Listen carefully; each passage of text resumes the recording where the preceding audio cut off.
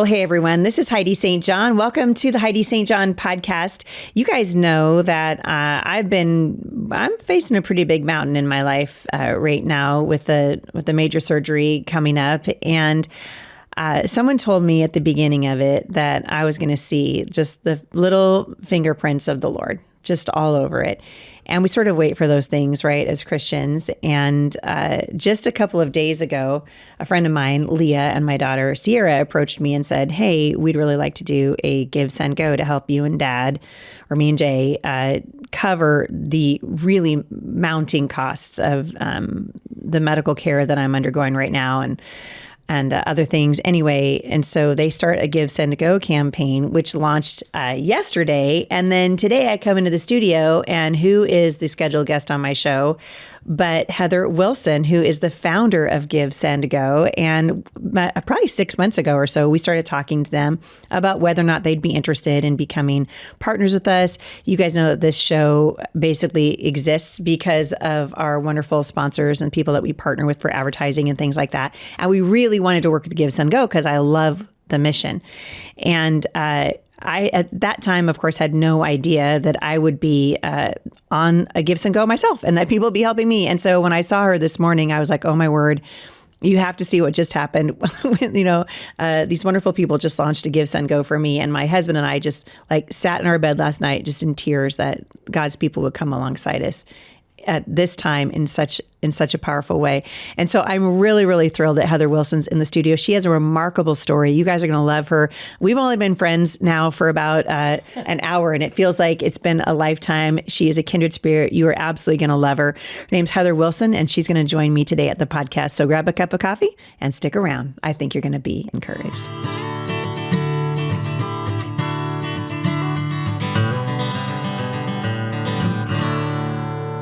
Well, thank you guys for tuning in. I'm going to just jump right in. Heather, welcome to the Pacific Northwest. I'm glad you're here. Well, I'm so glad to be here. And I love those little God winks or little things where God says, listen, I'm going to take care of it. I got you. Yeah, I got you. Exactly. Because, the Bible tells us not to be anxious for anything, but it can come on faster than you realize.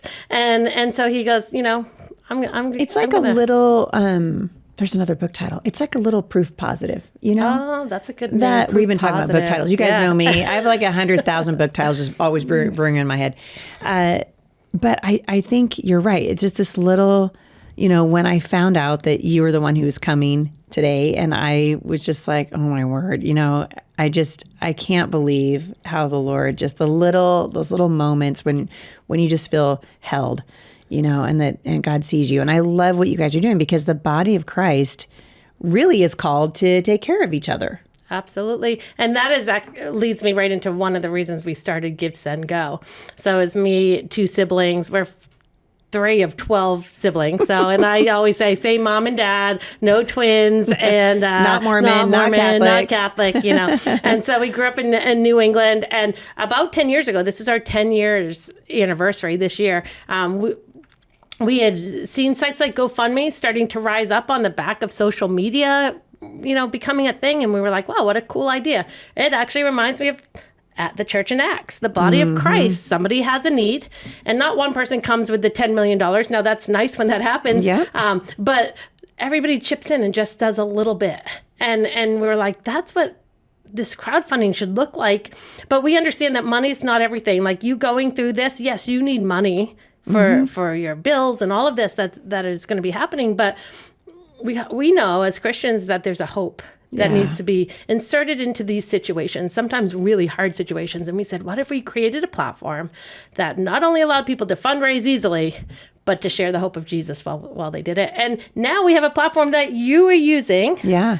In hard times, we can't take away those hard times, but we can step in and say, no, we're going to allow people to come around you, your people, and rally and support you. Yeah, it really is kind of amazing. I was reading just some of the comments that people have left at the GiveSendGo, and I just, I've spent my life, ministering to people and teaching and meeting people out on the road, which I love to do.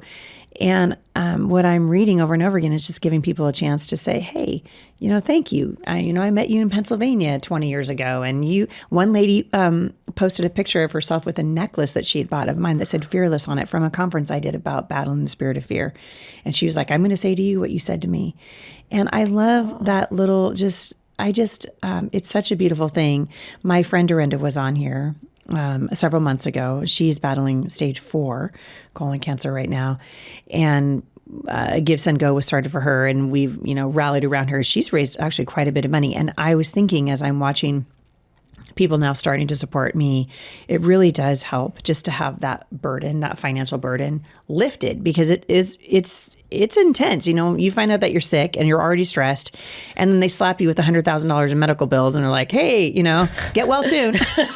Yeah, it's crazy. And what we found is that people ask all the time, how do we have a successful campaign on GiveSendGo? Or they might go, this doesn't work. I started a campaign and no one's giving to it. Yeah. And we said, well, we'll give you the tools to have a 100% successful campaign. So everybody leans in because they want to know, do A, B, and C, and you'll raise money. And I think you hit the nail on the head when you said the people giving are people that you've impacted. So we say, if you want to have a successful GiveSendGo at some point in your life, a crowdfunding campaign, be a giver. If you are a giver in life, if you pour your life into other people, when something happens, people will want to come back and give to you. And that really is. And people go, oh man, I wanted you to just tell me to send out 3 emails and a Facebook post, right? And it's like, no, it actually, be a giver. And those are the campaigns we see most of the time the most successful. Well, it's been, I've never been on the receiving end of a crowdfunding thing. I've usually am on the giving end of crowdfunding, things, and I've promoted lots of them over the years, but it's humbling. And I was telling my daughter, she's like, why haven't you shared that yet? And I said, it's humbling. It is. It's actually harder than maybe I thought it was going to be to ask for help or to even say, hey, this is hard. Yeah, I can't handle this. We need help. It is really hard. It's one of the hardest things. People have a really hard time asking for help. And we were talking earlier just about the Bible's command to bear one another's burdens. That is important for us, that we bear each other's burdens. It doesn't end there. It says, and so fulfill the law of Christ. If you want to love God and worship God, then we need to bear each other's burdens. And I love that GiveSendGo can be a place where people can help bear one another's burdens. And it's not just the financial needs, like you've seen thousands of dollars come in. It's also that they can write comments. We also have something our competitors don't have. We have a pray now button. So you can give and you can share, but we also can pray. And so people can go on and they can just leave you a message of hope, of prayer. And we hear from people all the time, the money was great, I needed it.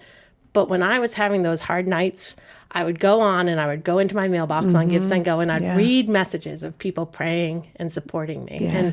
And that's what impacts people. It's powerful. That verse you just quoted out of Galatians chapter 6, verse 2.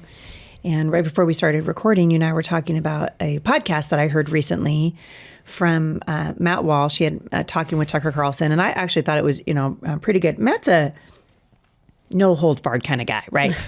Which is what he's built a living doing that, and I've always, for the most part, I've really appreciated his work. And they got to talking about, how men should be the leaders of their homes, which I'm on board. I'm listening. I'm like, yes, that's right. We need men to be, we don't need men to be super emotional. I think that's true.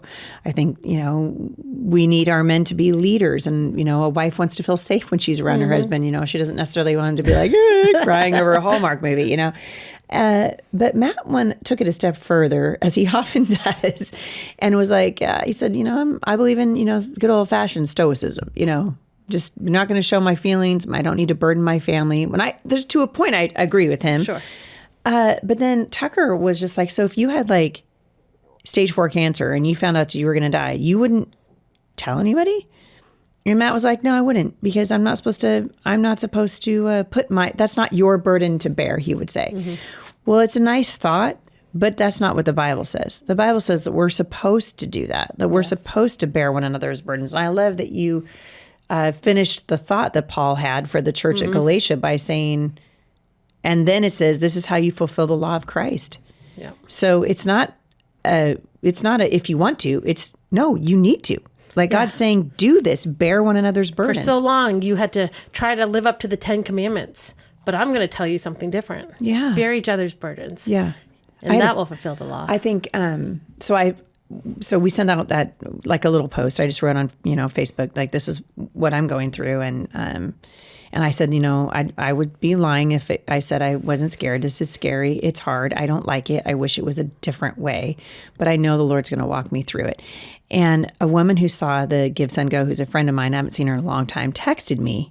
And I was like, oh, yeah, I haven't heard from you in a long time. And she's like, I want to come down and cook meals for you for 2 weeks. And I was like, well, shoot, this is great. I'll take more advantage of it. But I love how just God's people coming out of the woodwork. And it has been so humbling. And so, I've cried a lot over the last 3 months for sure. But I think I cried just as much when I started seeing people using that GiveSendGo. I think it's amazing. You have an amazing story. You and I were talking about this before. Watch me. You guys know I'm in the middle of my travel season right now. So I lost my voice in Massachusetts. It's a song. I lost my voice in Massachusetts. By the way, I never did tell you guys, but it was a phenomenal event in Massachusetts. I just happened to have lost my voice there. It was starting to come back. And I'm really thankful because I was just telling Heather as we were getting, sitting here talking, I'm like, man, I cannot imagine like the stress that you're under. And I couldn't do it, really justice to even talk to you without a voice. But I was thinking about the weakness that we have. We all of us do. You do, I do. We bring weaknesses to the table. But the Bible says that that's where he's found strong. Like his strength is actually made perfect in weakness. And you've experienced a lot in your life. You guys have 6 kids. I want to talk about this because you're a fascinating person. Heather and I have only known each other for an hour, but I can tell she's like my sister from another mother. We're going to have a great conversation because your heart for other people is so evident. And it's always, this has just been in you. So you got to tell me a little bit again for my listeners, because you're a mom of 6. You've been a foster mom. You guys have adopted. You've got kids through birth. Tell me a little bit about that journey. Sure. So I have been married for almost 27 years, and my husband came with a daughter. So I was a ready-made mom. Ready-made.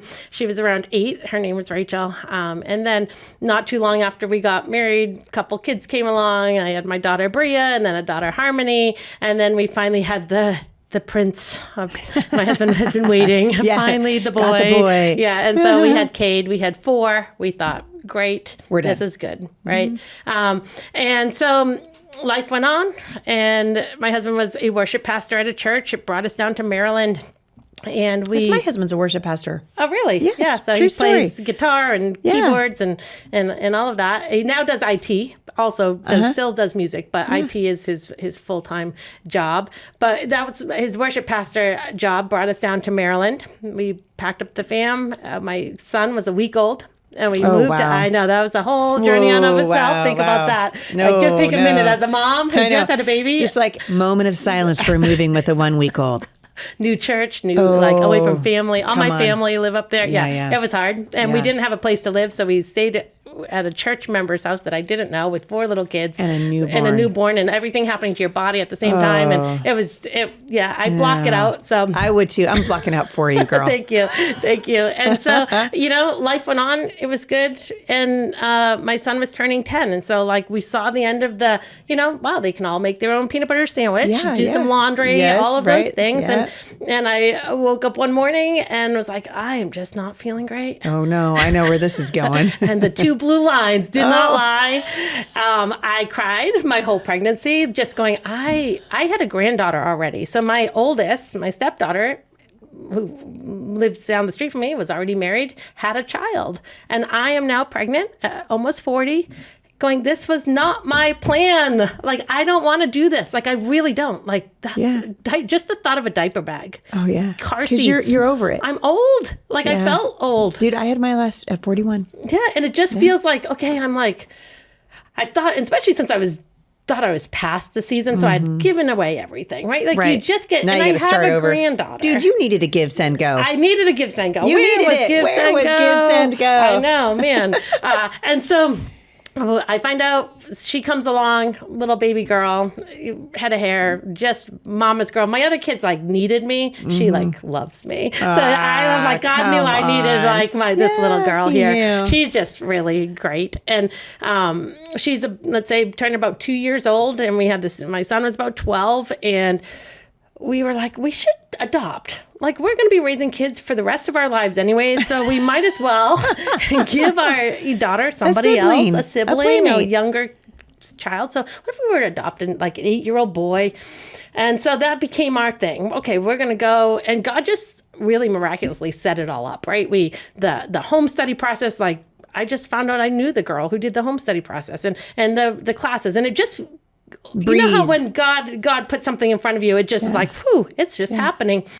Hey, you guys, it's time to grab your Bible and your boldness and maybe your favorite homeschool crew because we are getting ready to head to the last stand. This is going to be an awesome event happening June 21st in Southern California, where thousands of people are going to gather to worship, hear the truth, stand for family, faith, and freedom. And I am so excited because this is not going to be just another event. This is going to be a bold, joy-filled festival for the remnant, for parents, for truth tellers, and for Jesus followers. You guys are going to hear from some of my favorite speakers, including my friend Jack Hibbs, Riley Gaines, Alex Clark, Seth Gruber, John Amanchukwu, and yep, I'm going to be there too.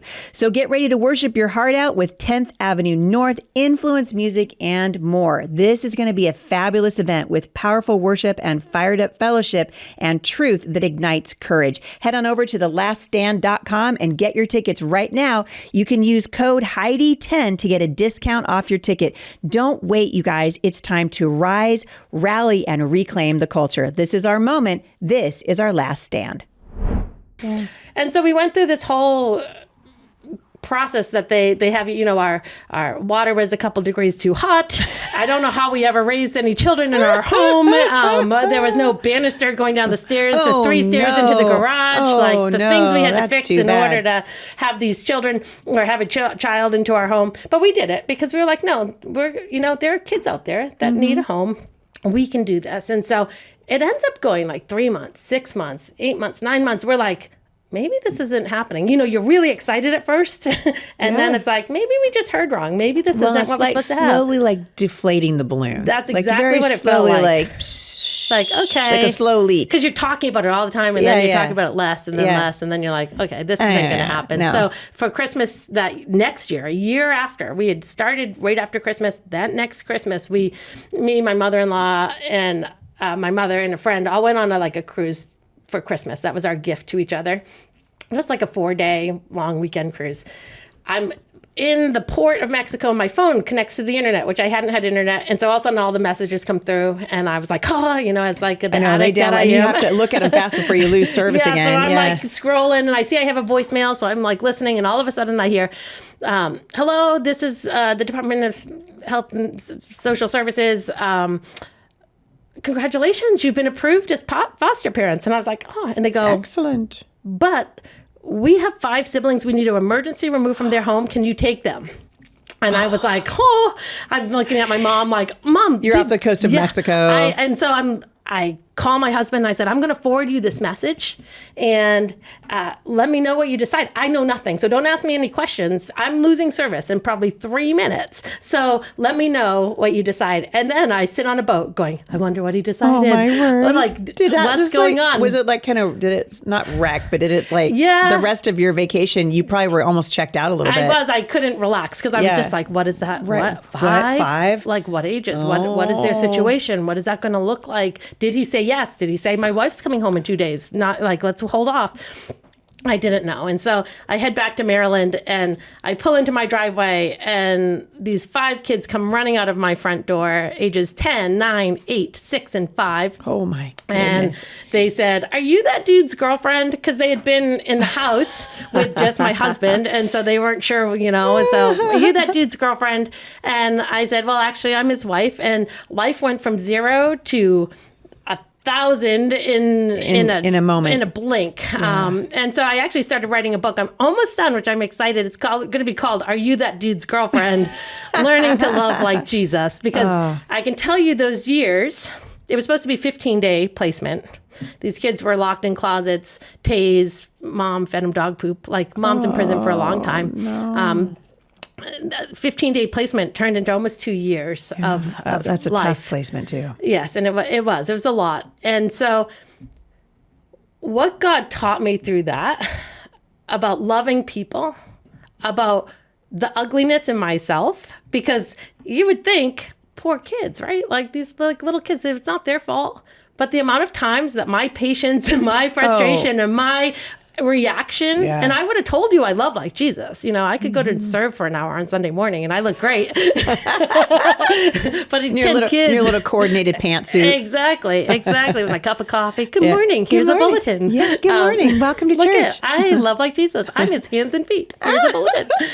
But then when it came down to the sacrifice, because loving like Jesus is actually sacrificing yourself. And that was much harder. And it was a journey. It's a journey that continues, but I can see God's hand in it, even in the start of GiveSendGo. And then where we find ourselves today of being able to say, God, keep me loving like you. When people are rising up against us and angry and all those things, like, God puts us in seasons just like you're in right now, not just because he likes to stir the pot. It's because he wants to make you more like him. And so that's where I am now in my life, going, all right, God, I'm going to brace myself, make me more like you.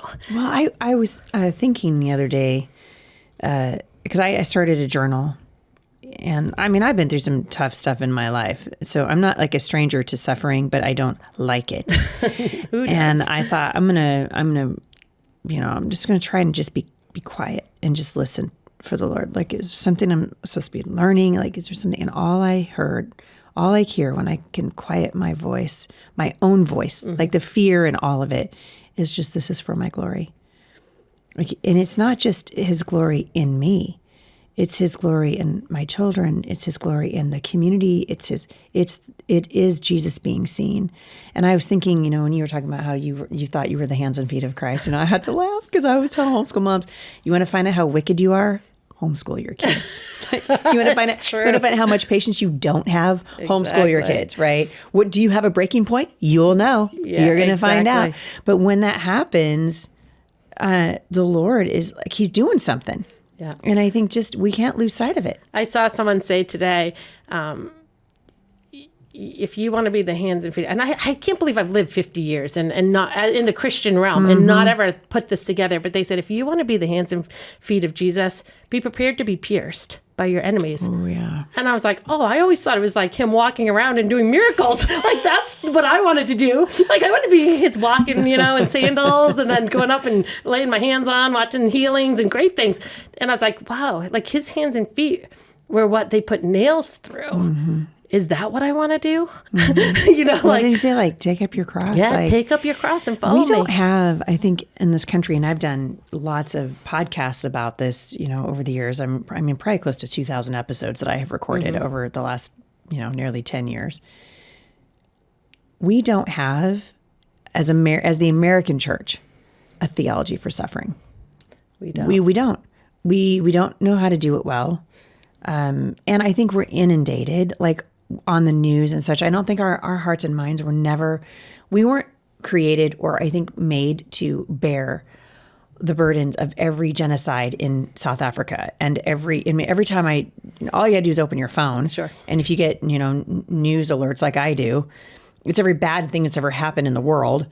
And I don't think we weren't built for that. We were built to respond. We were built to live in community with each other. And I think sometimes when you see all these things that are happening in Nigeria and, wherever else, I was just looking at the vast majority of the genocide of Christians comes out of Nigeria. Radical Islamist militants, whatever. And it can just feel like such a burden when you're in community and you hear about somebody struggling or that it's within your ability to help. There's something that happens in your heart and your mind that is actually healing, not just for the person who's on the receiving end, but also for the giver. It comes back to bear one another's burdens. Yes. It's that same thing. He's not just doing it for the receiver. He's saying there's something in it when you go and bear somebody else's burdens. And I wonder if that shouldn't be part of our theology for suffering is like, Lord, what are you doing? I mean, you guys have done kind of an extraordinary thing with GiveSendGo. I mean, obviously, I just met you, but I've been, a fan of your platform for a really long time. You're a foster mom. You got all this stuff going on. You got your own, your husband's a pastor. You got your own thing. What in the world, woman, would possess you to start? I mean, I'm assuming you saw the other platforms out there. Well, you did, because you said that you did. Yep. What made you want to go, let's do this? It's one of those things you look back and you go, how did this all happen? How am I, why am I here today? That's how I feel about the Homeschool Resource Center. Yeah, that's how I feel. just go, man, that's how God works. The foster care season that I was in, same thing. It wasn't any intentional me on my knees going, God, speak to me and give me the roadmap. I just said yes to things. And I think that's what it is. It's saying yes to the hard things. Yes. So many people during my foster season would go, oh, God bless you. You're going to get so many more crowns when you're in heaven. I could never do this. And I'm like, yeah, you could. I just said yes. You say no. This is not like me being some superhero. Yeah. Literally the only difference is that I said yes. You could say yes too. And you could have all the excuses, but I could have all the excuses, right? Really, we give ourselves permission often to just give ourselves excuses why we say no. My dad used to say, excuses are like elbows, everybody's got them. Exactly. Right.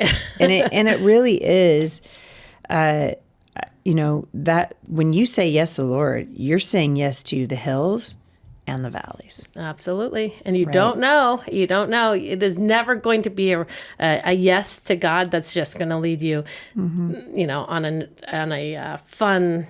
No, Jesus, that's not what happened to Jesus. And I figure it's not what happened to the apostles. No, it's going to be hard, but it's going to be good because he does have good plans. If we really believe God is who he is, he has good plans for us. There was a time recently, my adopted son, he's made some really bad choices that upended a lot of things. And I was like, oh my goodness. Was this one of the 5?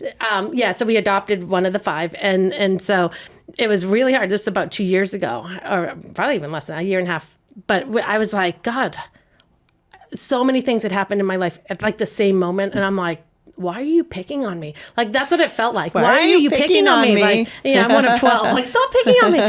But why are you picking on me? And I felt the Lord speak to me and said, he didn't. I picked you. I picked you for this. And I was like, it changed my perception my perspective on everything. Because now I'm like, when I'm getting the hate for GiveSendGo, he picked me.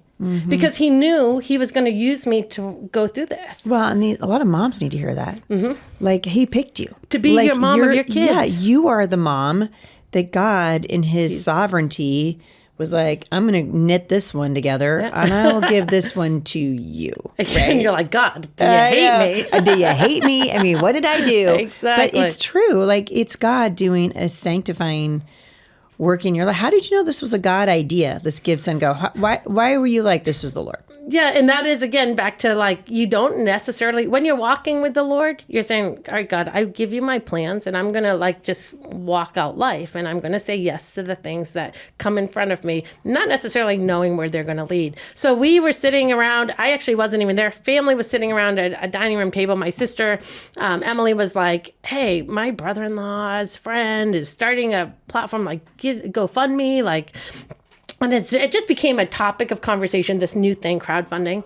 And and it's a really cool idea. I mean, come on. And so we were like, okay, that's cool. But what if instead of just raising funds, which we know is the purpose of crowdfunding, fundraising's been around forever, but what if instead of just having a platform that raised funds, that we also spoke to the deeper need that everybody has, especially when they're going through a hard situation. And a lot of times on crowdfunding platforms, it is the hard. It's the diagnosis. It's the car accident. I feel like that's most of it. Most of it. You see a mission trip, and you see a building project and a adoption. Every once in a while, you'll see we're trying to adopt, right? But for the most part, I think for the most part, from what I have observed, it's Christians coming alongside and bearing the burden.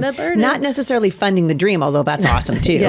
But really bearing the burden. It is most of the time. And so we thought, let's have a platform where we share the hope of Jesus while people fundraise. So how do we marry these two ideas, right? Crowdfunding easy, you set up a platform. Let's hire, none of us knew what we were doing. I did work at a marketing company at the time that built some websites, but none of us were like, oh, we're financial people or we are tech people. That's me too. Jay and I, my husband and I, we're visionaries. Yep.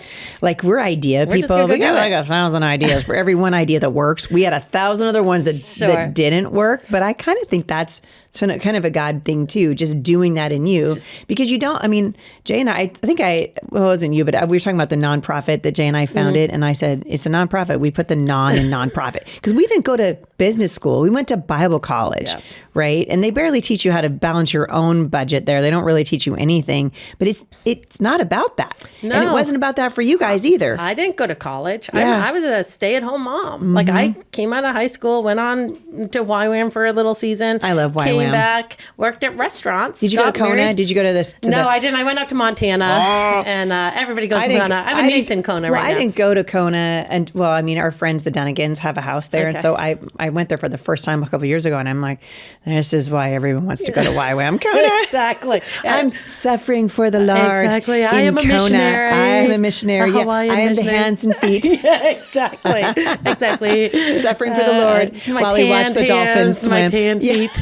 That's right. 100%. Yeah. I digress. Exactly. So funny. But yeah. You guys know how passionate I am to see parents discipling their children in the Bible. And while it doesn't have to be complicated, it does have to be intentional. That's why I'm excited to introduce you guys to the Illuminate Bible series from my friends at Lifestone Ministries. This is a Bible curriculum that's designed to grow with your child from first grade all the way through high school. So whether your child is just starting to read or asking deeper questions about faith and culture, Illuminate meets them right where they are and helps them build a lasting relationship with Jesus. Each week, you'll walk through a simple 5-step approach. You'll look at a Bible story, check out the context around it, see how it connects to the rest of Scripture, study the theology behind it, and find out what it means for real life. It's designed for families, so you don't need 5 different books for 5 different kids. You can go through it together using workbooks tailored to the ages of your kids. So if you've been looking for a way to disciple your kids without adding more stress to your day, this is it. Check them out at lifestone.com/illuminate to learn more about this amazing homeschooling tool. Didn't have any background in it. And we just said, I remember being on a phone call. My sister called me, said, hey, I was talking to Jacob and some of the siblings about this. What do you think about the idea? And I was like, oh, I think it's an amazing idea. I leaned over to my husband, like, this is all it was. And I said, hey, they have an idea to like make a crowdfunding platform. Do you care if I like offer to like help? Because I was the most technical. So great. And my husband's like, I don't care. So I'm like, hey, would you want me to join? Right? Like, that's literally the conversation. And then we were like, let's borrow some money from my mom, because that's one person that we can all like. So she took out a $20,000 loan. We all paid her back, over the months, and we built the website having no idea. The first year was horrific in trying to figure this out. How'd you come up with the name GiveSendGo? Who named it? I'll have to give the props to Jacob because we have it in writing. Otherwise, we could all just remember wrong. But we had this list in Facebook Messenger where we were just typing we're on GoDaddy typing in names. And then just trying to find the names. Yeah. And we had so many different names and combinations. We did the same thing. You guys are dreamers. Yeah. And I love that. I think Jacob was the one that I know he was because he brings it up, whenever we talk about it. But then he came up with the name, and we're like, those are great words. They're 3 easy words: give, send, go. Now the hard part is, and you can prove it by saying "give, send, go" into your phone. It doesn't.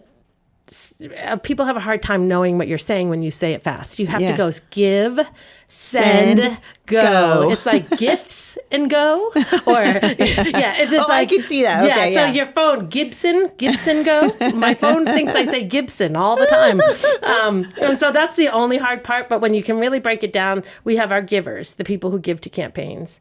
We have our senders, the people who send prayers and support to people on the hope side, and then we have the goers, the people who are raising the money to go and do whatever, whether it's get treatment or go on a missions trip. And so it worked out, and it was like, wow, this is a great name. It's the 3 words that Christians should be doing. And our competitor is all about funding me, fund me, Yeah, fund go me. fund me. Yeah, you know, yeah. and it's like, nope, we're all like looking outwards because that's what we should be doing. I love that. So you have this idea sitting around the kitchen table. You borrowed 20 grand. I know. From your So mom, funny. and the first year is lame. Nothing. And the second year, and the third year, and the fourth year. And then my husband's going, so how long are you going to, and then I find out I'm pregnant, right? So the first and second year, I find out I'm pregnant. So how old is this child now? She is 10. Okay. So I have a 10 and a 15-year-old still at home. Okay. So we're going year after year, not making any money. And my husband goes, so like, how long are you going to keep this going? How long are we going to lose money on this thing? You know, and I was like, I don't know, just a little longer. Like most businesses, you know, usually start giving the statistics of things, and we just weren't sure. And there were times that Jacob and I, my brother, would look at each other and say, okay, are we still supposed to do this? God, is this still what you wanted? Had those conversations. You know, I don't want to quit too early, but I also don't want to be going down a path that maybe you want me to steer from. Yep. And so we woke up one morning, and so we grew year after year. So like, it wasn't like we weren't growing, just not fast enough for our business model to support us. Right. We wake up one morning and there are thousands of hate mail and death threats, and I had phone messages, and I'm like, what is going on GiveSendGo? And we went to look because we were doing all the things, the customer service, the Facebook, all of the things. Yeah. And there was a young man named Kyle Rittenhouse who had found himself on GiveSendGo. Here you go. He had been deplatformed everywhere. Yep. And he was told he was guilty by the mob of social media. And it is a mob. It is a mob. Social Absolutely. media. Social media is a mob. Mob with their hands full of stones, 100%. just getting ready to whip them at you. Well, what's crazy is, in light of social media and how that all goes down, it's we throw out due process. We become the jury and the judge and the executioner. It's emotional based. 100%. Everything's emotional based. Yeah, it's awful. And when I pull myself back from it, I go, okay, I can give grace. And this was something Jacob and I, during that first season, were like, okay, we need to set up some boundaries here, and we're going to give ourselves grace to not always get it right.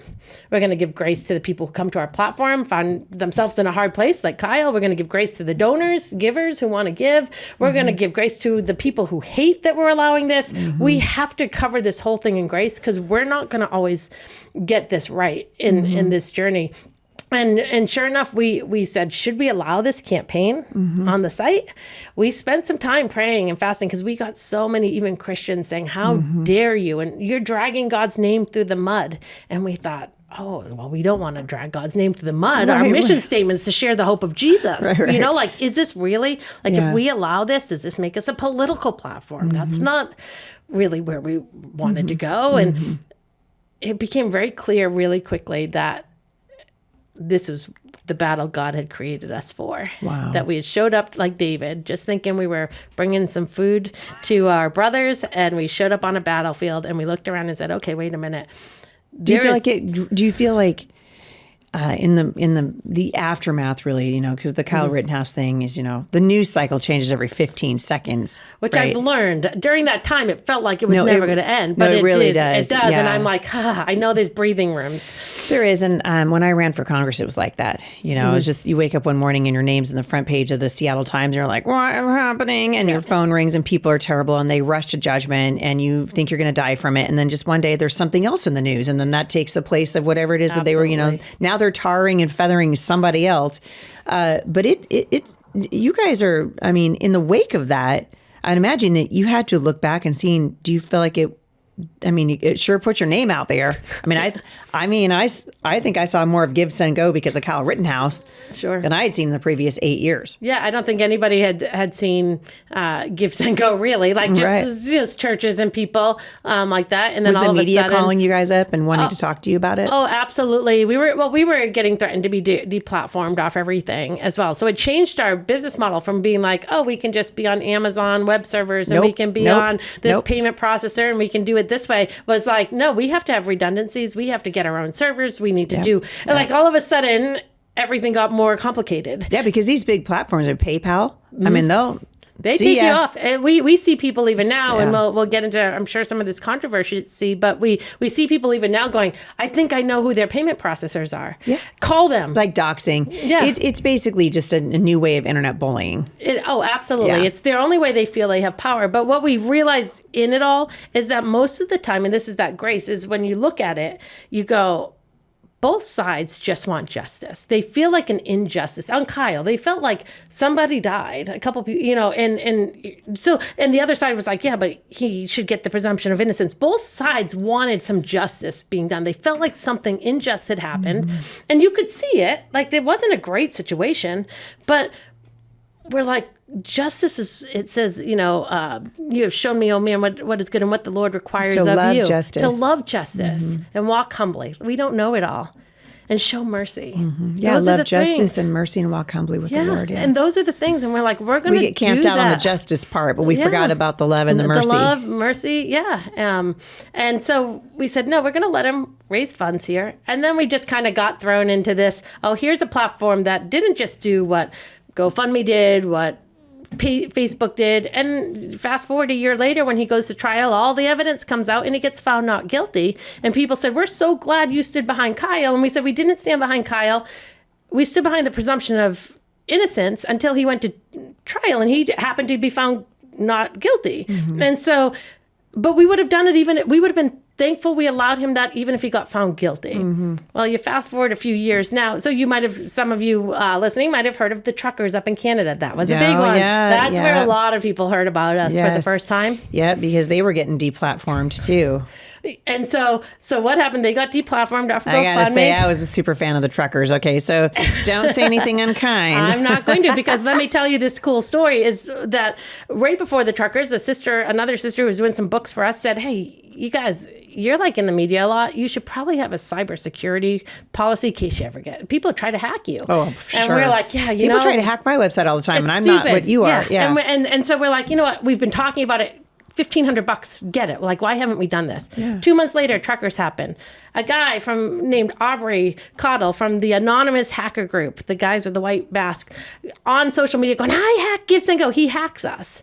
He releases the names and emails of people who gave, not credit card information. Get out of town. And so takes our site down for a few No, days. I as didn't we're hear about this. struggling to get it back up.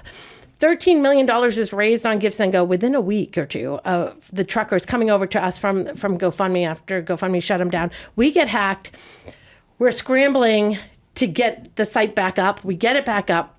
Now we're doing damage control and trying to figure out how they got in and doing all this stuff with the insurance company, trying to figure it all out. Growing like crazy because people now know about us because this is a big one. And we get served with a $300 million lawsuit from the citizens of Ottawa for the honking. For the honking? I say for the honking. I'm sure there's more, but they were really annoyed with the honking. That was a big thing. Jacob and I had to go speak in front of They Parliament. should have been like annoyed with their government. It's ridiculous. Be annoyed with your government. Wrong thing. You were annoyed Yeah. with the wrong thing. Yeah. And so Jacob and I had to speak in front of Parliament. Is you and your brother? Yes. And so then fast forward, so we get this $300 million lawsuit. We've been hacked. The site's Did you coming get back dismissed? up. Did they dismiss it? No, we're still in it. So you fast forward though about to January of that year and then the following year, and we're getting close to whether we have to we know the lawsuit's there. Are we going to default on it and just because we kept thinking the battle belongs to the Lord, let's just leave it and God's got this, right? That's what we were feeling. And then like a week before we were supposed to we had a lawyer trying to say, listen, I'll represent you. I'm representing some other truckers. And we're like, okay, we have like 3 days. Let's spend some time in prayer. Jacob was like, I'm going to go fast and pray overnight, see if God speaks anything to me. And he comes back the next day and he's like, that song came on, the battle belongs to the Lord. I look it up. It's David and Goliath. And I really felt like David didn't just sit there. He actually picked up a stone and he sung it. And he's like, I feel like we're supposed to fight this. And I said, okay, well then let's go. We called the lawyer. We said, we need to file a defense because we're going to cover this. And he said, well, I have 4 other truckers that need defense as well. And we said, we'll pay for it. for all of them. And we said, but how much do you think this is going to run us? Now, again, we're just exploding now, but we don't have like big budgets, and we've hired people and all of that. And he said probably like $250 over the next year or two, doing $50,000. And we're like, oh, that's just a lot of money for us. It's not in our budget. No. Not in my budget. And we hang up the phone and we're like, okay, well, we really feel like this is what God has told us to do. Today's podcast is being sponsored in part by my friends at the Functional Medical Institute. You guys know I love Doctors Mark and Michelle Sherwood. They are internationally recognized pioneers in the field of functional medicine, biohacking, and longevity, and they have been helping thousands of people transform their health by breaking free from chronic illnesses to achieve vibrant health. I love these guys. Their approaches are really unique and revolutionary, and they're helping people reverse chronic common disease processes and delivering real lasting health transformations where traditional medicine often falls short. They tackle root causes and integrate advanced therapies like peptides. This is something I was telling you guys about. When I got my tumor diagnosis, one of the very first things that they did was put me on peptides. And it is remarkable what these guys are doing with hormones, supplementation, and functional nutrition, as well as cutting edge data, including DNA and other advanced testing. And you guys can access them right from the comfort of your own home online. And I hope that you will, because they are producing unmatched, life-changing results. Check them out at homeschoolhealth.com and be sure to use the coupon code Heidi for 20% off whatever you order at the website. That's homeschoolhealth.com. Less than 2 hours later, we get a unsolicited phone call, and it's the insurance company, and said, we have your claim check here, and it's for $260,000. Oh, I love that.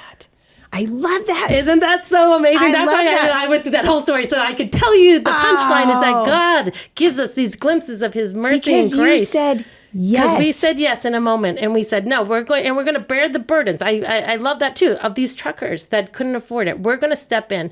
Now, I'm going to just really quickly tell one more story that's happening right today. We're still in the middle of this $300 lawsuit. You may have seen $300 million. $300 million. I keep saying $300. It's not $300. You know, close. $300, $300 but I can tell you that's what it feels like to me, yeah, because I don't lose sleep over it. Mm-hmm. So when I say 300, it's like whatever it is. I don't even care how much it is, because God's got this and he's shown it. Mm-hmm. But a cool story that's happening like today, this week, is Aubrey Cottle, the anonymous hacker guy that took down our site, our enemy, our arch enemy, exactly.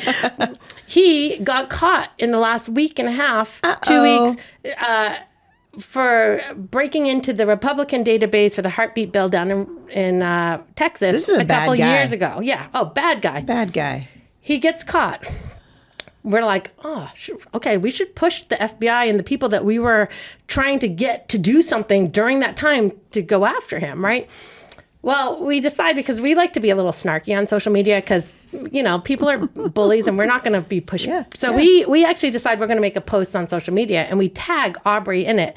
And we say, hey, Aubrey, you know, you can use GiveSendGo for your legal defense fees. He didn't, did he? And we're like, all your donors can be anonymous. Right? Like, we're like trying to be funny. Well, he actually responds and he says, well played, right? Like with like a little winky face. Like, he's in a lot of trouble. And I hear that he's made a TikTok post. So I go to watch it. He's a little calmer than the frantic kid a couple years ago going, I hack GiveSendGo. He's a little more calmer. And he said, hey guys, he's talking to his fan group. Hey guys, I just got released on bail. I'm not sure how this is all going to turn out, but whatever you do, if somebody could just take care of my mom, like she's taken in all my pets since I got taken in. How old is this kid? Maybe, it's hard to tell, 40, 30, 40. I don't even know. Living too long in his mom's basement. So we stepped back and we said, you know what? We reached out to Aubrey, because now he's connected with us a little. And we said, what does your mom need? And he said, well, she needs pet food and because it costs a lot of money. And we said, well, we have an outrageous generosity team at GiveSendGo, and we're going to buy your mom pet food, like automatic deliveries. And so outrageous generosity is blessing. This is how, and this is, we just spoke about this at a C12 conference, that this is what kingdom people do. That's right. We step into our enemies' lives and we say, listen, what God meant for, or what the enemy meant for evil, God, first, he made our platform way more secure. Thank you, Aubrey. You got us a paycheck to pay for our legal defense fees. Thank you, Aubrey. You know, like literally you see how God has not orchestrated the bad, but used that bad situation for good. And we're going to bless his mom. And so we started last week, automatic deliveries every month of hundreds of dollars. What does he say to you? He didn't respond. His mom was like blown away. She was just like, oh my gosh, like God is real, she said. And so just cool stories. Like these are the adventures you live when you say yes to God. Yes, just say yes. When you say yes to God, even for the hard things. Well, and I think too, just like God writes the best stories. He does. Right. And a good story, a friend of mine told me a long time ago when I was, just kind of dabbling in writing. A friend of mine said that the best stories have a heartbeat. Right. And so the heartbeats have highs and heartbeats have downbeats. Right. But that's how you know you're alive. Yes. Right. And I think God wants to carry you. God carries you. And in that story, because what you guys are doing is you're giving God the glory. You're saying, you know what? We're going to make the Lord famous. Oh, good. Melissa's bringing us Kleenex. Oh my God. That's my girl. We're both crying. Oh my God. I'm sorry. We're going to make the Lord's saying, he's trusting you guys over at GiveSendGo to make his name famous. And it really is about him at the end of the day, because we're like blades of grass. We're here and gone. We're serving the eternal God. And I just think how beautiful that you would take, because Aubrey knows. Yeah. I mean, really. I actually wrote to him and I said, listen, we've reached out to your mom. He sent us her email address. So we've reached out and called her. And then I wrote to him and I said, I just want to let you know that at GiveSendGo, we want to share the hope of Jesus. You might hate hearing that, but that's who we are. If you ever find yourself needing something to pray that you'd like us to pray for, send it over because our team would be happy to pray with you. And I just was like, listen, he can ignore that. He can do whatever he wants, but I just pray that it plants a seed. When we say at GiveSendGo, we want to share the hope of Jesus through crowdfunding, we actually really mean it, and we look for ways to do it. We have a hope team at GiveSendGo, and since you now have a campaign, you'll be on the receiving end. We have a team of people we hire that calls and prays for every campaign. So you'll get a call that says, hi. And if you don't answer, it'll be left on your voicemail. And they'll say, hi, I'm from the Hope team at GiveSendGo. Can I pray with you over your diagnosis, over your child's death, over and we had this woman early on that had lost her daughter to suicide. The daughter had had a baby, had postpartum depression, horrible boyfriend, and ended up killing herself, leaving behind this baby. And the mom, the girl who committed suicide, started a campaign because for the financial stress and the funeral, just sad. And so our Hope team has to call some really hard cry with people and things like that. And one of our team members called this lady and said, just calling through, right? This is a new thing. We're doing a Hope team. This is what we need to do. Calls this lady and says, hi, I'm from GiveSendGo's Hope team. I am so sorry about the loss of your daughter. Can I pray with you right now? Like, is there anything specific? And the lady starts bawling and she said, you don't even understand. I would just pull up my gun and I was going to end my life tonight. And God had us call this lady in this moment of hopelessness and feeling alone and darkness, which is prevalent in our world. It is, yeah. And I go, this is why. Wow. This is why we have GiveSendGo. Not so people can raise money. That's great. It's helpful. But this is the heartbeat of GiveSendGo. God is using us to change people's lives. I'm very rarely without words, but that is, well, I guess it's just so encouraging to hear, like, there are all kinds of platforms out there and all kinds of people doing all kinds of things. And a lot of them do it, in the name of the Lord. I put it in air quotes, But then you meet him in person, and I've met a lot of people like that, in what I do. And a lot of these guys, their character, the outward thing is nothing compared to what the yuck that's underneath it. And you guys have such a genuine, it's just so beautiful to see. And it's encouraging to me. I mean, obviously for lots of reasons, but I just love, because that is kind of what you were talking about at the beginning. It is the hands and feet, right, of Christ. And we're actually called to do that. You're called to bear Aubrey's mom's dog food bill if the Lord lays it on your heart. It's an obedience thing. It is. Right? It's what you said earlier. It's like, I'm going to say yes. When the Lord opens a door, I'm going to walk through it because he opened the door and asked me to go. And I just think it's such a beautiful thing. It's not without difficulty. Obviously, you guys are... You're under fire. You tend to have a penchant for attracting weirdos. And right now, I mean, there's people who are listening to this, a lot of them are aware of it because they follow what you guys are doing in the news. But you guys they're are Googling us like, oh, tell me about GiveSendGo. She's talking about it. And they're like, what? And so we can't. Exactly. I just actually posted on my social media a picture of an elephant. And I said to all my friends and family, I said, I'm going to address the elephant in the room. I know a lot of you have been seeing this, and I want you to know my heart around it. Because I saw some people this morning that were like, in my community, that were like, wait a minute, I know this lady that owns this thing. She's allowing what? Like, this comes closer to home.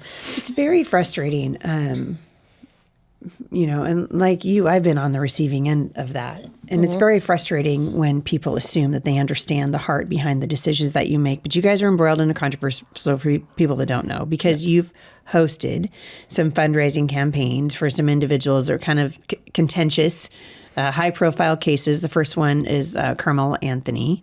Sure. Tell us about that. So that came to our site. It's a young kid a high school age kid down in Texas. Yep. Who showed up at a track meet. Again, this just happened. This is super recent. Both of these situations we're talking about happened within the last couple of weeks. Shows up at a track meet. We don't know all the situation, and that's why we take the stand we do, but he showed up at a track meet and he gets in an altercation and he ends up stabbing a kid.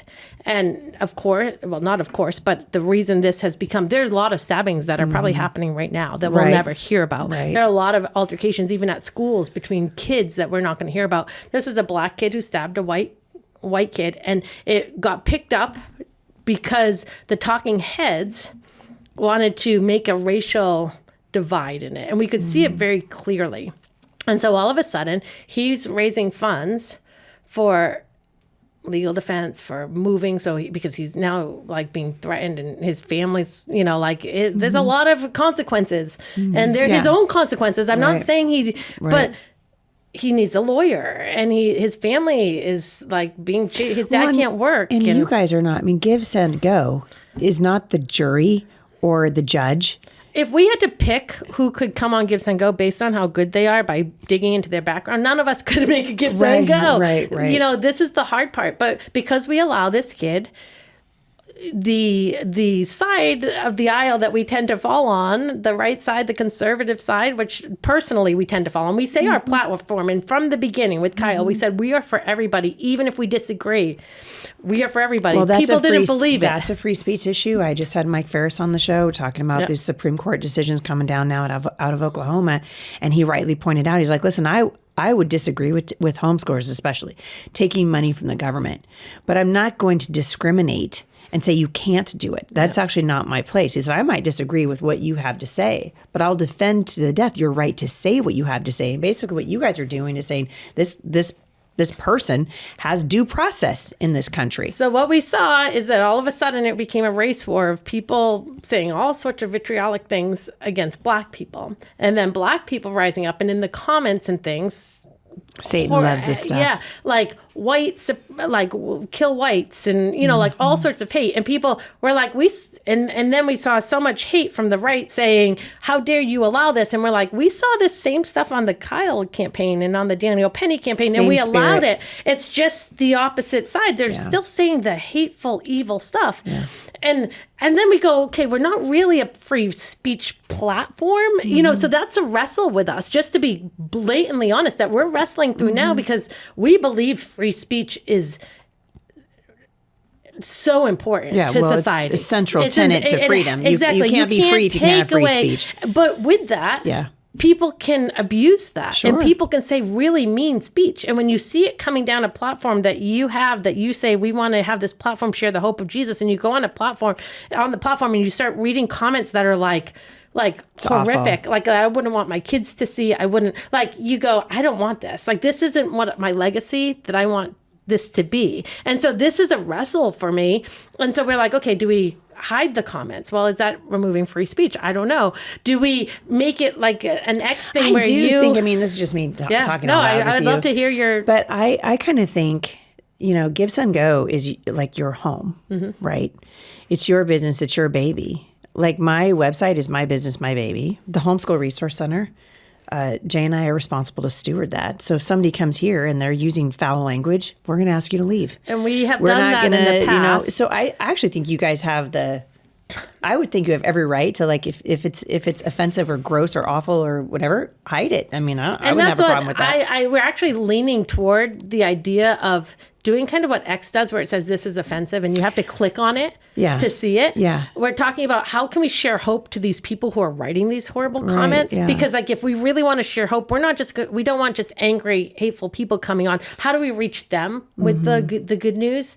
And so these are the things we're exploring, but it's really hard because we've seen this push. And then we've seen horrible comments, and we're going, okay, we turned the comments off, but we actually waited for a bit because we were like, all right, does it just blow over? We know things blow over.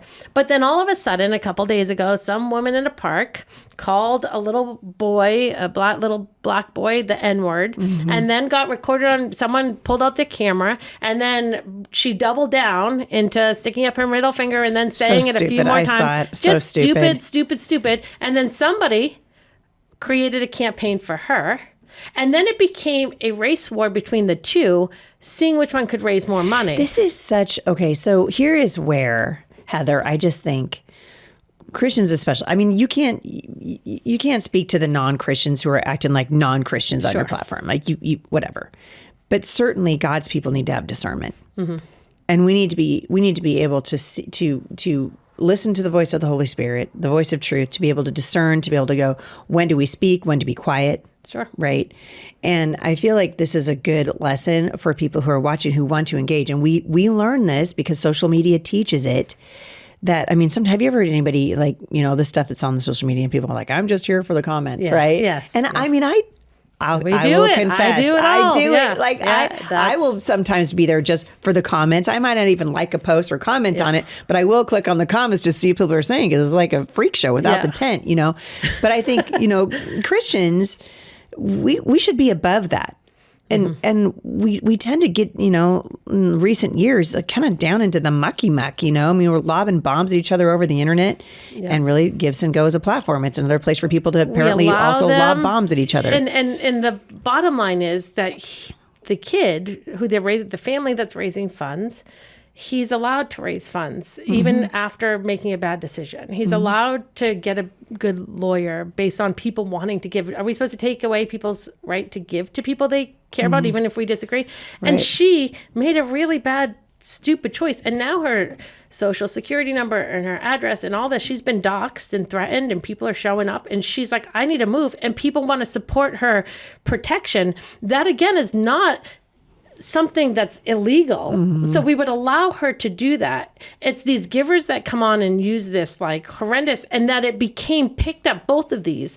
I am sure she's not the only person who's used bad words against one race or the other. Oh, well, there's no question. Exactly. Yesterday or whatever day it happened. Like, it happens all over the place. And it's wrong. And you guys aren't saying, no, yay, absolutely. racism. You're like... And I actually feel sick that they've raised this much money. There's so many great campaigns on GiveSendGo. Right. Like 99.9% of campaigns on GiveSendGo are great people helping other people. Yeah. And so that these two have both raised $500,000 is disgusting to me. Yeah. But we also believe that there is a freedom around it. And I actually think censoring it and shutting it down is more dangerous, because it doesn't make the people go away.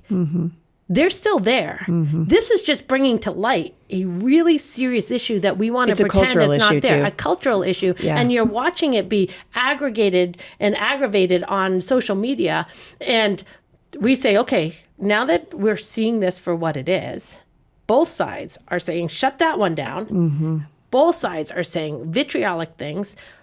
we're standing saying we don't agree with things on GiveSendGo. We're going to continue refining our process to hide comments when they're bad. We talked about like if someone writes a bad comment, when they go to submit it, that it actually pops up and says, it sounds like you wrote a comment out of hate. Here's Jesus loves you, right? Like maybe it doesn't don't do that. Yeah, don't like and we're going to hide your comment. Now, if someone wants to go on and click all the comments because they want to be angry, well, then that's on them. I will say, though, I think that's actually powerful. I was in the car with my daughter the other day, and we were trying to do something, or trying to get the map to take us somewhere, and it kept not hearing us right.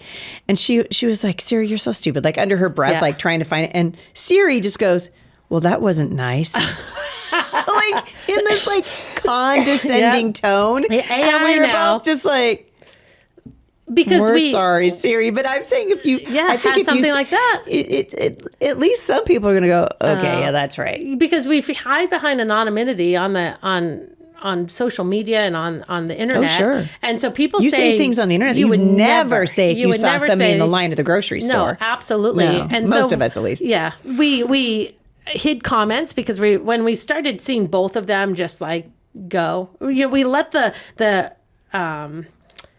Carmelo Anthony one go for a little while. And we were like, we'll blow over. Then this other one came and it just swelled them both up again. And we're like, let's just remove the comments. But then what people started to do is use the name field where you write who it's from to write horrific things. Sermons, so now we're starting to figure out, okay, what do we need to do to change that? So it's a work in progress. If you're watching this and you're going, well, look at all of this, and I saw this, we are actively working on how to maintain freedom for people, even people we disagree with, even people who say hateful things. We bring it back to the garden over and over again. God gave freedom in the garden. He said, now don't eat from this tree, but he gave him the freedom to do it, knowing very well that when we get freedom as human beings, we make a mess of it. But then he didn't stop there. He said, I'm going to step in and redeem. I'm going to have a redemption story. And we go, okay, we're not causing these things to happen. How can we step and redeem these things? How can we reach people for Jesus during this? And so give us grace as we navigate this, because it's not easy. It's not something that I want to be known for pointing people to Jesus, not allowing bad words on my website, right? Like that literally is where we are, but we want to do it. Well, people need to freedom. recognize, I'm thinking about this as you're talking, like the adversary hates what you're doing. This is a great way for him to undermine it. Oh, absolutely. And all we're seeing in these super high, profile, contentious crowdfunding situations is the same spirit. It's the spirit of the age, just with a different name, right? Just coming at you with a different name. And that's why I was saying, I think Christians, we need discernment. Like it shouldn't be a question of whether or not we would give you grace, because the amount of people that have MAGA and Jesus lover and mom of John 3:16 and that go, I will never use GiveSendGo again. I will only use GoFundMe. And I'm thinking, they support abortion and transgender 100%. And they shut people down that are conservative. Well, this is like when you cut your nose off to spite your face. And you're not going to use us because we allowed someone you disagreed with, but you will go use a platform that allows everybody you disagree with. It makes no sense. And our heart behind this, we are allowing this because freedom is that important. It is important. And people need to think about where we would be when then we're going to be Europe. I mean, for goodness sake, the police are coming to people's houses in Europe because they post unkind comments online. And that's where we're headed. Yeah, I saw somebody actually post, and I thought this was they said, would you take down the Shiloh, that's the girl's name, the Shiloh campaign, if you knew it would also take down the Anthony campaign? Because they're or vice versa. Well, and you're like, because we're so sick of you guys. Exactly. We're just so sick of you. We don't need this. People don't want to because they are so for. If they are against Shiloh, they're for Anthony. Yeah, that's right. And they're going, wait, no, he deserves one. You take him down, but you leave mine up. Yeah. And so we're like, we're not getting into that. These will blow over, but GiveSendGo will stand as a place that I actually posted a big post that said, you can hate us until you need us. Because that's what it is. Like literally when you don't have a voice, and that's what we've seen. Yeah. The left hated us until they need us. And now they have a couple campaigns. So true. It's so true. I think this is, it's bringing to light the ethical responsibilities of crowdfunding, right? And that's really what, because these are new platforms. Crowdfunding is a relatively new idea. Sure. And so you got to have grace as you work your way through. But what we don't want to do is say, we don't believe in freedom anymore, because we do believe in freedom, and freedom is that's why it's a dangerous thing. Yeah. But if you don't have freedom and they take your freedom away from you, you've just given it to somebody else who's equally as dangerous. Yeah, so you want somebody else to make that decision for you. Who also has bad ideas and bad speech, and now all they've done is taken your voice and then away all of a from sudden you. you're not allowed to bank because of something, and you're not allowed we see this happening. And it's like, PayPal's the who worst. do you want to make these decisions for you? Would you rather have everybody have the same? It's principle. It brings people together even if you hate it, because it says here's where we stand. Let's say due process, we stand on that for everybody. Doesn't matter who they are, what they did, it's going to be they get due process. They are presumed innocent until found guilty, right? So we're going to put that down as the principle here. And then you can be mad about it, but what it's going to do is say, no, we're not going to take this one or this side. It's going to bring us together, even if you hate it, because everybody gets afforded the same thing. And we're seeing that on GiveSendGo very clearly with 2 campaigns of opposing viewpoints and angry people who want to see justice served. I really believe that. I don't think it's done out of anything except people are angry at these two situations. We've been taught, because social media's conditioned people now, that this is how you respond. You know, that this is how you respond. You change your avatar because that's going to help. Yeah, right? exactly. Yeah, and that's what's happening. All these people that are getting on there and yelling and screaming, and you know, and all we're doing is taking the public discourse down at the toilet. If they stop talking about it, if they stop sharing it and yelling about it, these campaigns wouldn't have raised the amount of money. 100%. Like this is not even the 2 people who are created the campaigns. These are the people giving to these campaigns, wanting to keep this going. It really is embarrassing. I think it's true that you say some of the people that say the worst things are people that in their little, bios and descriptions, I'm a homeschool mom of 6. Yeah. I'm annoying. Well, I saw this up close and personal when I was running for Congress. Some of the worst comments were, if you go to their like personal Facebook pages, these guys are like, I work at my church. I'm a volunteer at the something, and, Campus Crusade, whatever. Yeah. And they're like, oh my goodness. And you know what it did for me? I was like, Lord, help me to hold my tongue. Because really what it does is it makes the Lord look bad. It does. That's really what it does. And so I think, you guys you're existing in a really interesting time, because these conversations are happening. They're happening.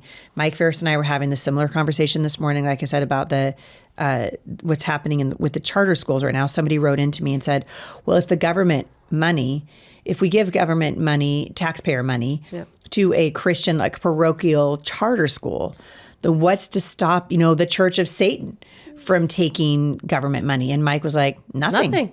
Nothing is going to stop them. But you know what? He said, the market will decide. The marketplace will decide. And that's how it works. That's how it works. And people need, if you want this, you have to take this with it. Yeah. There are no in-betweens that don't result in totalitarianism, communism. We see it in so many other countries where people are not allowed to speak. They're not allowed to have differing opinions, and it doesn't work out well for people. No. We are so blessed in the United States, even with this. And Jacob made this point. He said, if you look at these 2 campaigns, they've had like 15,000 donors each, right? There's been millions of people viewing these campaigns, just the peepers that want to come and see what's going on and take screenshots or whatever. But 15,000 people versus the 300 million people. Come on. It is like this big of people, and they're just loud. I went and deleted some hate underneath my Instagram, some posts that I have on Instagram, and there was just like a bunch of hate. So I blocked somebody. And dude, I do that. And I love the block button. Immediately, like, half the comments were gone. So I'm like, so this 65 comments that I had that I thought were just all person. These people were like so angry at me. It was like 1 or 2 people. Like just said, copy paste. I'm going to tell you you're a Nazi. Yep. I'm going to, and I'm like, they get loud. We noticed that in Kyle, that when we would reply to an email sometimes, it would bounce. They were some fake. of the best advice, I still have a hard time following it. I try. Yeah. But someone said to me one time, because I have a relatively big footprint on social media, and they were like, when you see somebody in your just do not reply. Yeah. And it's really hard to do that when someone's coming at you, when the knives are out, and they're coming at you. It's really hard. not to respond. But it puts a blanket on the fire. If there's no one responding, they can't keep going. No. If you say one it's little oxygen. thing. You just blew. You just gave it more. You just gave it really more air. bad because I like think quick and I'm know, like I'm the same way. snarky. And so this lady was just, or a guy, I don't even know, was like just going on and they're like, GiveSendGo allegedly this and allegedly that. And they just made all these accusations. And so me, just because I was like, had some time, don't give me time in social media. I had some time. Don't let you sit in an airport lobby waiting for a plane. And so I'm like, oh, did you also know we had allegedly only hire one-handed developers? And we all allegedly, and I made up like 5 different like stupid like allegedly things, right? And then the person wrote back because now they're like engaged and they're not happy because I made them look stupid. Right. And so they go, what are you, an eraser biter? And I was like, you look like an eraser biter or eater or something. And I was like, that's I've not been called that before. That's interesting. How should I take that? And so then I just wrote back because again, this is how my brain works. And it's not necessarily good because it keeps this. I wrote #alleged eraser eater. But you diffuse it. Like, what can they reply to that? Like, I'm just making a joke of like, oh, it's alleged. Like, maybe I do. Dude. But it is good. What a time to be alive, man. To stay off of it. Because if they have no one argue, they can't just, what are they going to keep posting to themselves? Right. I saw yesterday when my GiveSendGo went live, just in the comments on social media underneath it, somebody was saying, I'm gonna have a word to say, to Adam, because of Adam and Adam and Eve's sin and blah blah blah. I understood what he was saying. We all know that if it hadn't been Adam, it would have been Heidi St. John, right? Exactly. There's no not righteous, no, not one, right? But this lady takes offense at what he says and just was like, "You're so stupid!" Like in the name of Jesus, right? She just takes this guy to task. And it made me so mad I deleted her comment. Yeah. I'm like, why are you... Stop. Even a fool seems wise if they keep their mouth shut. Yes, that is like the wisdom. Quiet. I'm like, Heather, you can seem wise. Just keep your mouth shut. Like, stop talking. It's hard, though. People I knew you and I have been separated at birth. I can tell you're sharp and fast. And I think it's good and it's bad. Yeah. Right? Because it's just like, I have to stay off because it does something. And then there's just this weight that, like, if you're looking at that all day, it can feel heavy. And I'm like, I'm not going to carry that. It is not mine to figure out. I'm just going to keep going to the Lord and saying, God, you promise wisdom, generous wisdom. Mm-hmm. Help me to make sure that I'm asking James for 1, you. And I love, you've got the Lord of Heaven's armies on your side. And what you guys are doing, I think, the reason that this is happening is because you're over the target. Because what you are doing is kingdom focused. And people can go, well, I'm not going to use your platform anymore. And you see how ridiculous it becomes when Christians stop going, Father, help me to get my emotions in check and look at the big picture. I hate this campaign. I hate this campaign, but I don't hate these people. Yeah, and that person, even in the campaign, needs Jesus. Come on. That guy that stabbed somebody, he needs Jesus. Mm-hmm. And Jesus would forgive him. Mm-hmm. And the girl who said the N-word needs Jesus. Mm-hmm. She's raising a kid. She carried her kid around. And I'm like, that is heartbreaking. Mm-hmm. But Jesus can fix that. Mm-hmm. And so I'm like, this gives us an opportunity to reach into some lives that we would never have the chance to reach into. Mm-hmm. And I'm like, God, give us wisdom how to do it well. Mm-hmm. Right? Because that really is the focus. And you can be mad at the bad comments. I didn't write a bad comment. I promise I didn't write in. I didn't do the act. We're giving people freedom. And even if you, like you were just saying, Jesus would forgive them. It's true. And they would still suffer the consequences of the decisions that they make. And we were like, let this kid get the best lawyer ever and if he's guilty, then let him be found guilty and let him be thrown in jail. Yeah. We have Luigi Mangione. Do you know who that is? The CEO. Yes. He has a campaign on GiveSendGo right now. Does he really? Yes. His kind of we got a little pushback because that was like a big left campaign that came on. It's terrible. And we're like, but it's for legal defense. It's going to his lawyers.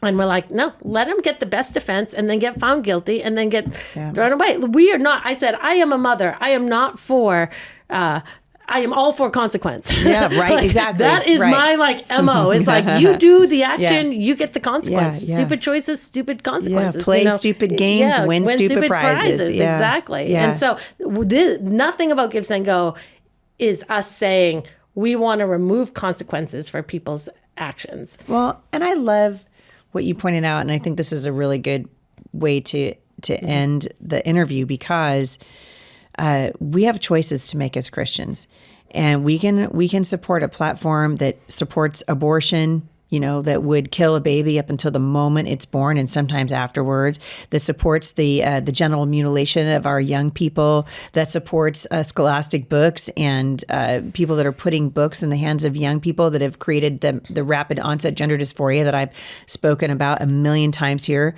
Or we can take our money and we can use it to support an organization that's trying to glorify God. And to me, it's a no-brainer. It's not even close, not even a contest, right? And I think it's reminding to me to just pray for you guys, and Please. just pray for you need your own button, your own pray for GiveSendGo button. But that's a good idea. That's a good idea. Heather, I just feel, it is just the Lord that you're here in my life for right now, and I just thank you. I don't know how often you get to sit across the table from people that are benefiting from what you're doing, but as humbling as it's been for me to have that GiveSendGo, it really is taken an awful lot of pressure off of a really hard season in my life already. So, and I love your heart. I love your feistiness. I love your passion for people and your passion for freedom. And I just know God's going to bless you guys going forward. And likewise, and that's what I would challenge anybody listening. We're in this together. If you don't understand somebody's reasoning, take a step back. You're not in their shoes. Take a step back and say, okay, God, show me something that I need to, if you want me to say something to this person, tell me what to say, or I'm not going to say it. What you said, I'm not going to just react based on an emotion. That's not how God created us. We respond with the power of the Holy Spirit instead of react. And I think because I can look at you and make judgments. You can look at me and make judgments. And it's no, that's not how we're going to win this battle. We need to be keeping our tongue in check and praying for one another, and we'll go right back full circle, bearing one another's burdens, because this is a burden for me, and you praying for me will bear that. Your cancer is a burden for you, or not cancer, your whatever that tumor is, and we will bear your burden. And this is what it's full circle here, is we are called to bear each other's burdens, even in the hard things that you might not understand that someone's going through. Man, it's so true. And I think we're called to say yes. We are called to say yes.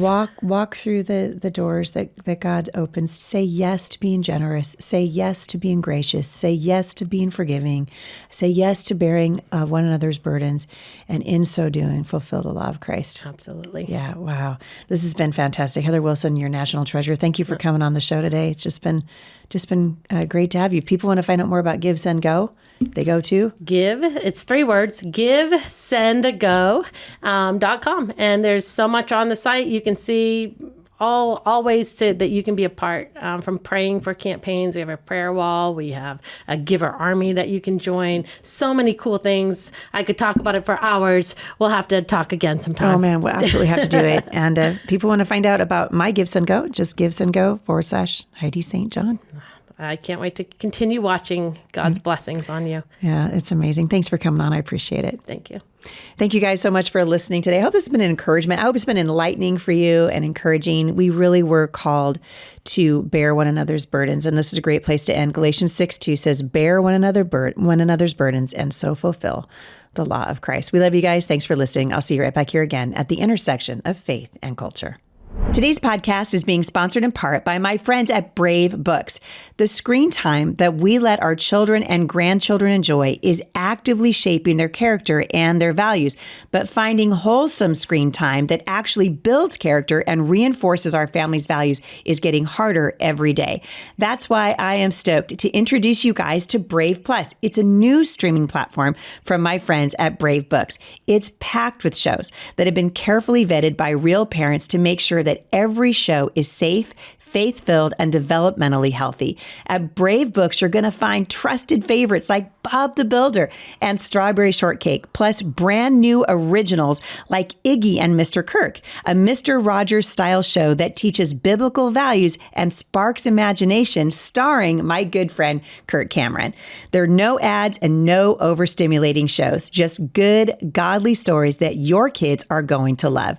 So if you're looking for screen time you can feel good about, subscribe to Brave Plus today by going to HeidiBrave.com. That's HEIDI Brave.com.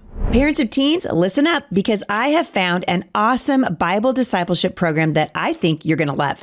If you want your teens to own their faith instead of just regurgitating Bible facts, you need to know about RVL Discipleship, the curriculum. It's a powerful new curriculum that's been designed for homeschooled teens from our friends at Focus on the Family. Each lesson is taught by awesome Bible teacher Ray Vanderlyn. His semester-long course takes teens beyond fill-in-the-blank lessons to real-life application, helping them live out their faith with boldness and purpose. RVL curriculum is flexible, parent-friendly, and deeply engaging because it's been designed to spark real conversations about faith between you and your teens. Right now, you guys can get 2 free sample lessons at RVL curriculum/HSJ, plus 10% off when you purchase the curriculum with code Heidi10. You guys, discipleship matters. Let's raise our kids to become lifelong disciples of Jesus. Go to rvlcurriculum.com/HSJ today.